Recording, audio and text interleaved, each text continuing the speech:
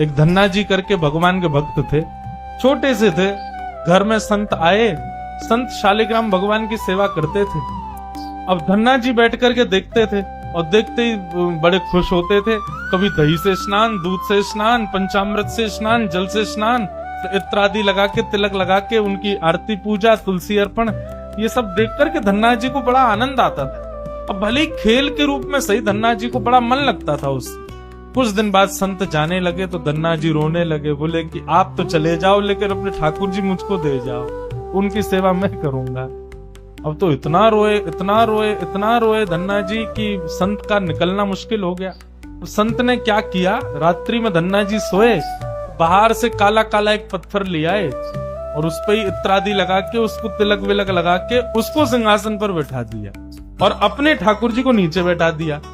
धन्ना जी सुबह बोले, संत जी आप मत जाओ, छोटे बालक। संत बोले, अच्छा देखो, अंदर आओ मंदिर में। मंदिर में गए तो बोले, देखो वो तो सिंहासन पर ठाकुर जी बैठे और नीचे हमारे ठाकुर जी बैठे, बताओ तुमको कौन से चाहिए। धन्ना जी बोले, मैं तो सिंहासन वाले लूंगा, बड़े वाले ठाकुर जी मेरे। बोले ठीक है, तो उनकी सेवा करो, अब हमको जाने दो। अपने शालिग्राम जी को लेकर के संत चले गए। अब धन्ना जी उस पत्थर की सेवा करते हैं, असली शालिग्राम तो संत अपने संग ले गए, लेकिन धन्ना जी इतने भाव से सेवा करते थे। महाराज लाल तिलक लगाने के लिए माँ ने रोली नहीं दिलाई तो ईंट ले आए, ईंट को घिस करके उसी से लाल लाल रोली बना दी, वही लगाते। भोग धराने के लिए फल तोड़ लाते। मतलब सेवा की व्यवस्था नहीं होती थी तो धन्ना जी कैसे ना कैसे करके करते थे। छोटे से बालक हैं, खेल खेल में सेवा करते थे। मैं संत किसी और के घर में आए तो धन्ना जी वहां जाके अपनी सब सेवा बताते, मैं ऐसे ऐसे करता हूँ। संत बोले, भोग नहीं लगाते अपने ठाकुर जी का? बोले भोग। बोले तुमको भूख लगती है? बोले हाँ, ऐसे ठाकुर जी को भी भोग लगाना चाहिए ना। छोटे बालक को ऐसे ही समझा दिया।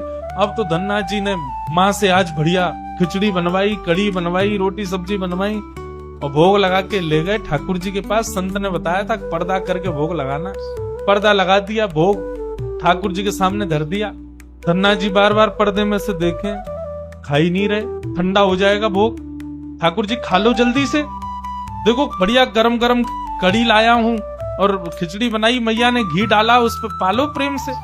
बहुत देर हो गई, ठाकुर जी नहीं पाए तो धन्ना जी वहीं लेट गए। बोले आप नहीं पाओगे तो मैं भी नहीं पाऊंगा, मैं भी भूखा ही रहूंगा फिर। अब इतना सहज सरल प्रेम धन्ना जी का, भूखे प्यासे धन्ना जी पड़े हैं नीचे, छोटा सा बालक है, ठाकुर जी से देखा नहीं गया। इतने में ही महाराज लेट गए धन्ना जी, उनको चटकारों की आवाज आने लगी। चटकारे, जैसे कोई आदमी को ज्यादा स्वाद आए तो अपनी उंगलियां चाट। धन्ना जी बोले, ये चटकारे कहां से आ रहे हैं? जैसे ही पीछे देखा पर्दा खोल करके तो नन्हे से बाल गोपाल प्रकट हो गए हैं और धन्ना जी के सुंदर प्रसाद को स्वीकार कर रहे पा रहे हैं। असली शालिग्राम नहीं थे धन्ना जी के, पत्थर की सेवा करते थे, लेकिन भाव और विश्वास इतना ठाकुर जी के प्रति, ठाकुर जी प्रकट हो गए। अब धन्ना जी थोड़े बड़े हो गए तो घर की गैयाएं चराने जाते थे और अपने ठाकुर जी को जेब में धर के ले जाते थे। गैया जब चरती थी तो पेड़ के नीचे बैठ के ठाकुर जी को निकाल लेते और कहते, ठाकुर जी अब कोई ना आए, प्रकट है जाओ। तो ठाकुर जी प्रकट हो जाते, धन्ना जी के साथ खूब लीला करते। ठाकुर जी ने धन्ना जी से कहा, आज गाय चराने नहीं जाओगे? बोले आज हमारी बुआ जी आई हैं, घर में बहुत सारे मेहमान आए, आज हम नहीं जाएंगे। तो ठाकुर जी बोले, एक काम कर, गैयान को गांव से बाहर ले जा और मोकू भी बाहर पधराया, तेरी जगह आज गैया मैं चराया हूँ। तो यही होने लगा। अब थोड़ी दूर तक धन्ना जी जाते, उसके बाद ठाकुर जी को बाहर निकालते और ठाकुर जी प्रकट हो जाते, गैया चराने ठाकुर जी जाते। आज 11-12 साल हो गए, वो संत आए जिनके शालिग्राम जी की सेवा थी। संत जैसे आए, धन्ना जी ने प्रणाम किया, जय हो मेरे गुरुदेव, गुरु जी के चरणों में प्रणाम। गुरु जी आपने ऐसे ठाकुर जी प्रदान किए, मेरा तो जीवन उत्सव हो गया। अच्छा कहाँ है तुम्हारे ठाकुर जी, सेवा पूजा कैसी चल रही है, अभी तक कर ही रहे हो? उनको लगी पत्थर है, बचपन में की होगी, अब तो बड़ा हो गया। कहाँ है तुम्हारे ठाकुर जी? बोले ठाकुर जी अभी नहीं है, ठाकुर जी तो गैया चराने गए। संत बोले मतलब? बोले हाँ, मैं कभी व्यस्त होता हूँ तो मैं ठाकुर जी को गैयाओं के संग भेज देता हूँ, ठाकुर जी गैया चराने जाते। संत बोले पहले तो छोटा था, अब तो इतना बड़ा हो गया, ये अभी भी बचकानी बातें करता है। अरे लाला ऐसे मत बोला करो। तो नहीं सच में ठाकुर जी गैया चराने गए, आपको विश्वास नहीं? शाम को चलो मेरे संग। गुरु जी को लेकर के वन में गया तो वन में गैयाएं चर रही थी। बोले कहाँ है तेरे ठाकुर जी?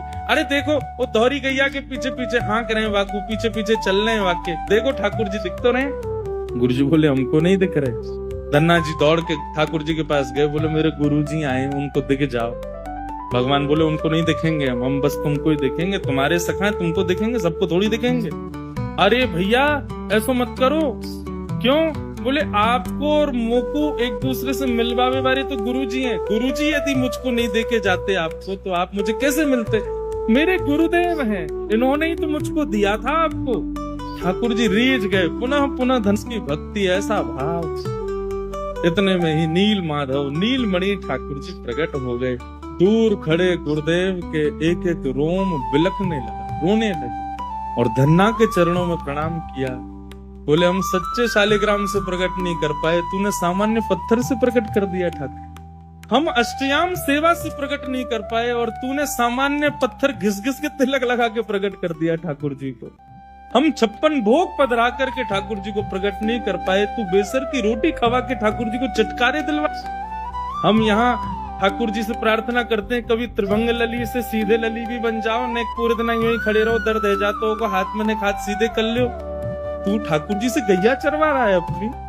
धन्य है धन्ना तेरी भक्ति।